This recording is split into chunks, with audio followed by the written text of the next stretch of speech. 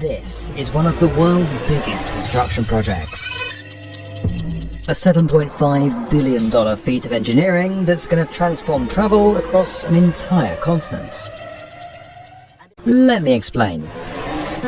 This is the ScanMed Corridor. It's the northern access of the Trans-European Transport Network, and it spans nearly 5,000 kilometres from Malta in the Mediterranean to Finland's icy tundra.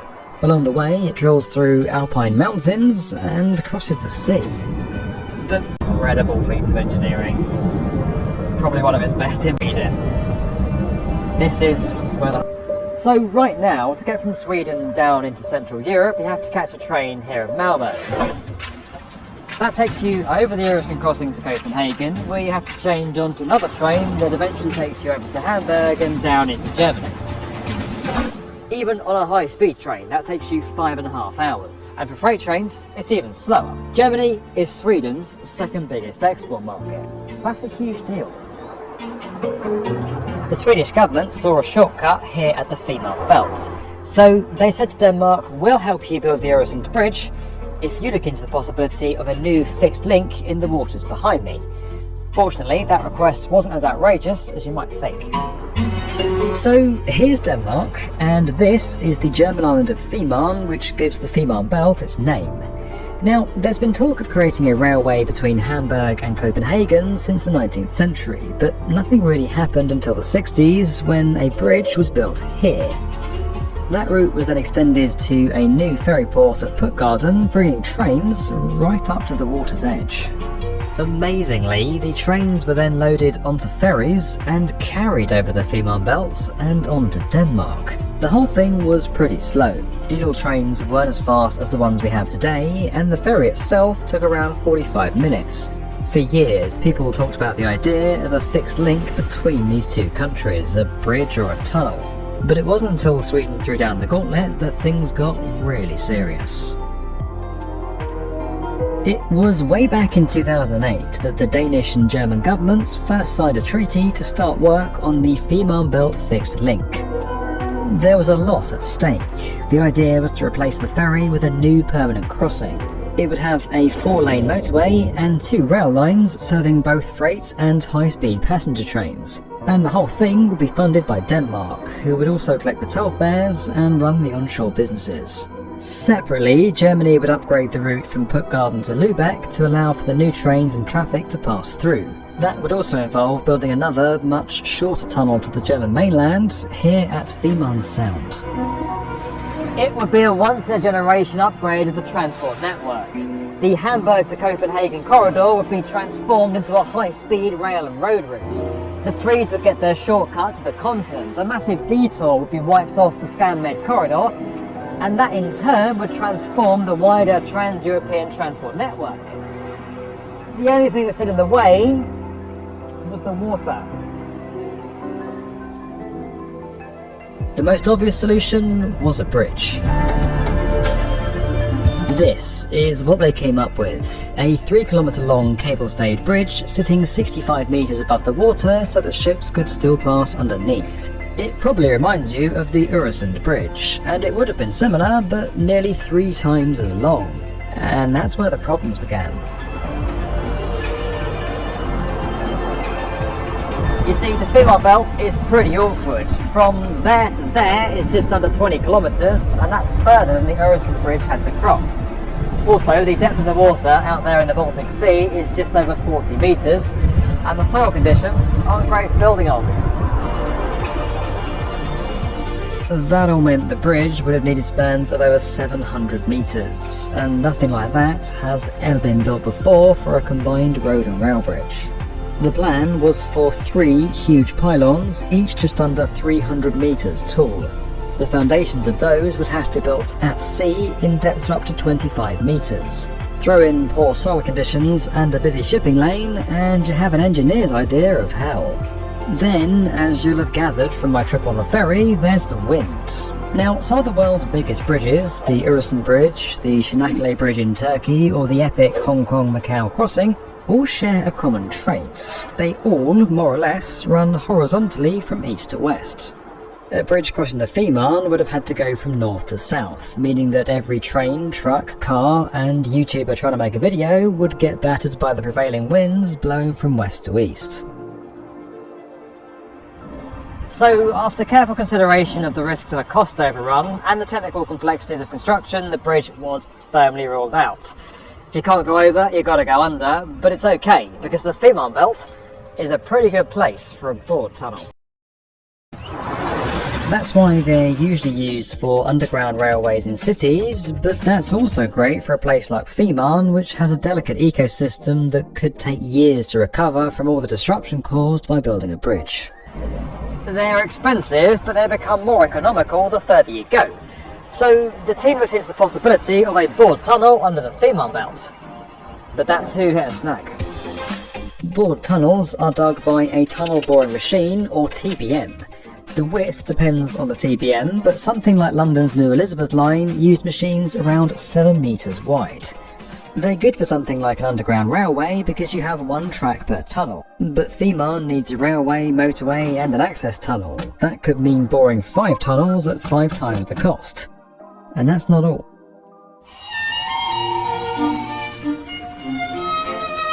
Very little of a train's surface area actually sits on the track, and because its wheels are made of steel, or at least they are in real life, there's very little traction. On flat tracks, that's great. It's one of the reasons why trains are so fast and efficient, but going uphill becomes a bit more challenging.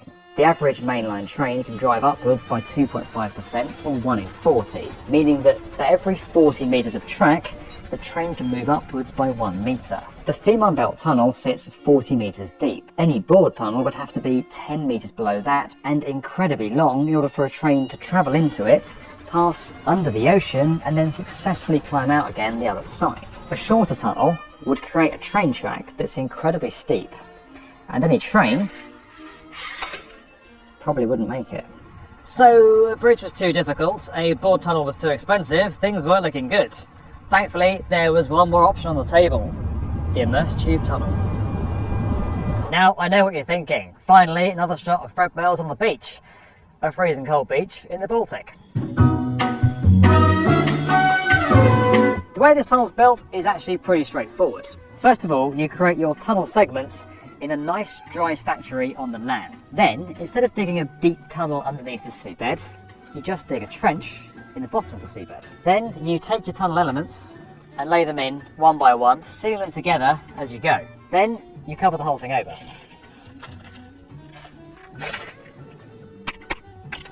And hey presto, you've got a tunnel. It's a great solution for a place like Fehmarn. You don't have to build a bridge where you're going to be subject to the wild weather and the ocean. You don't have to dig a deep tunnel, which wouldn't really work for a train. And shipping lanes above stay open.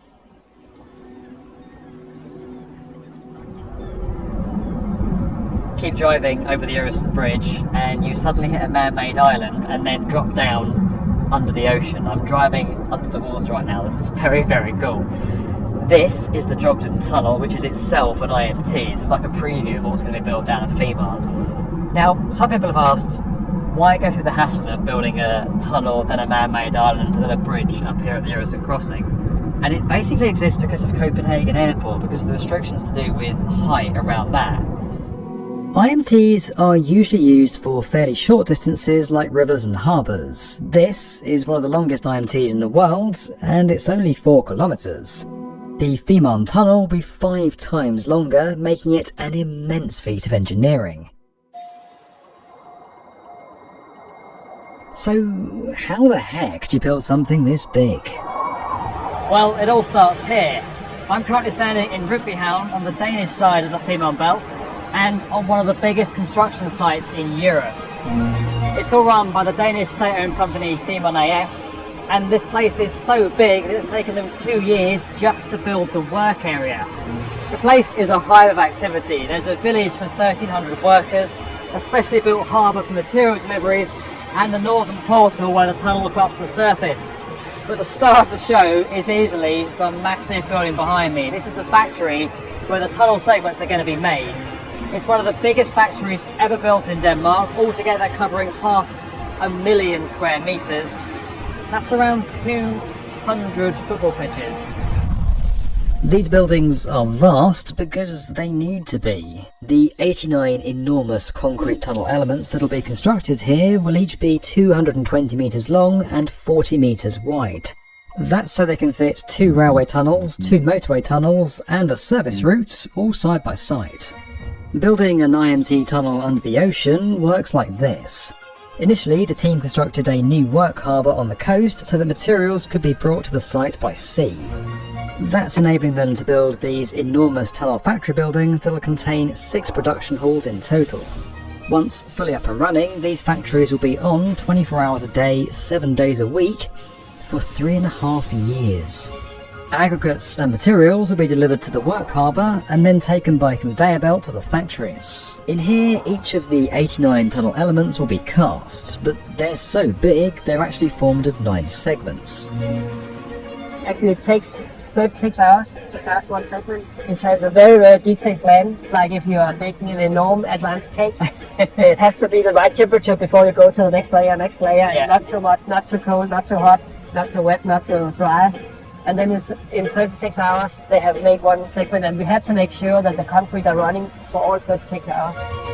Once a tunnel element is constructed, it'll be rolled out of the factory and taken here to the upper basin, where huge doors will close behind it. Rather like a lock, the basin will then be flooded, ballast tanks will enable the element to float, and tugboats will move each element down to the lower basin and then out to sea. They're then taken out here, where the trench they're going to sit in is currently being dug. Now, that's the first challenge this project throws up. IMTs normally sit 20 metres deep. This is 40 metres. Once the trench is ready, the next step of getting a 73,000 tonne concrete tunnel element to the bottom of the ocean isn't too difficult. Its ballast tanks are simply flooded, and gravity does the rest. But getting each element into the right place is much harder. Along the entire 18-kilometre route, they have to land within 15 millimetres of their targets. To make the whole thing watertight, the tunnel elements are fitted with something called a Gina gasket at one end. Once laid in the trench next to another segment, the water is pumped out of the space between the 2 bulkheads, creating a partial vacuum. This pulls the 2 concrete elements together, and the Gina gasket gets squashed in between them, creating a seal. Once all the elements are in place, the trench is backfilled and the tunnel is covered in gravel to protect it. At this point, nature takes over and eventually covers the gravel bed with sand. Then there's just the small matter of fitting the whole thing out with lighting, ventilation, a motorway and a railway before the whole thing opens in 2029. That's basically it. Easy, right?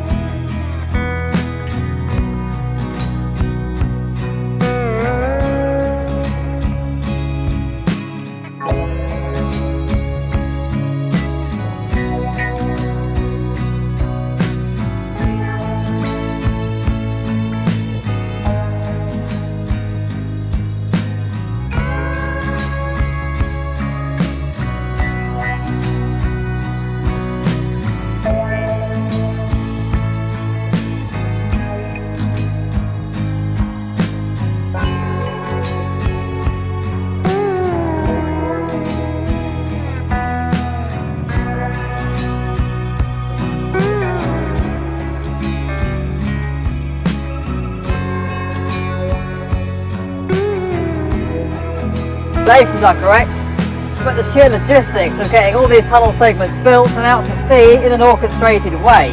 There isn't anywhere big enough to store them, so as soon as they're made, they've got to be taken straight out to sea. Production schedule once it started, engineers have been practicing and honing